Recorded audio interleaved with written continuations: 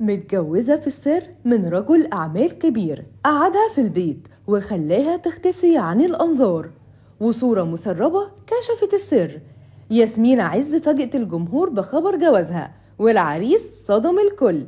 يا ترى مين هو وليه مخبية عن جمهورها الموضوع؟ تعالوا نقول لكم الحكاية.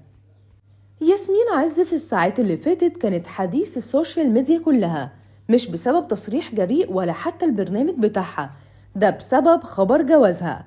بعد ما أفنت مسيرتها المهنية في الدفاع عن الرجالة، قررت أخيرا تدخل القفص الذهبي وتتجوز، لكن هوية العريس كانت صدمة للكل. الحكاية بدأت من لبنان لما نشرت واحدة من أهم المصادر الإعلامية هناك خبر جواز ياسمين، لكنها قالت إنها هتعلن عن هوية العريس في الوقت المناسب، وكل اللي هي هتقدر تقول عنه إنه من المليارديرات في مصر.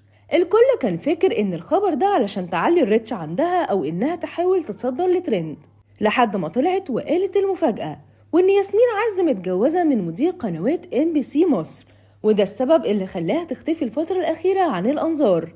والكلام ده مش أول مرة يتقال، واتذكر قبل كده إن ياسمين متجوزة وقاعدة في فيلا في الشيخ زايد، وإن كل اللي بتعمله على الهوا مش قناعتها الشخصية، وإنما توجيهات من الشخص اللي متجوزاه علشان تحافظ على شهرتها ويفضل برنامجها متشاف. الجمهور أول ما سمع الخبر اتقسم لرأيين على السوشيال ميديا.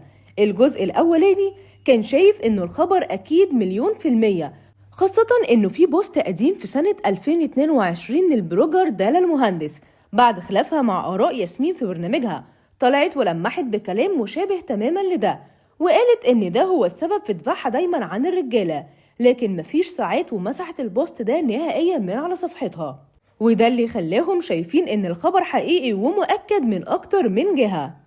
والجزء التاني كان بيدافع عن ياسمين، وشايف إنها أكيد لو اتجوزت هتعلن الخبر أيا كان من الشخصية اللي متجوزاها، وإنه مفيش حاجة بتستخبى في الوسط الفني، وحتى لو كانت هي مش حابة تقول للجمهور فدي حياتها الشخصية ومش المفروض إنها تكون عامة للكل.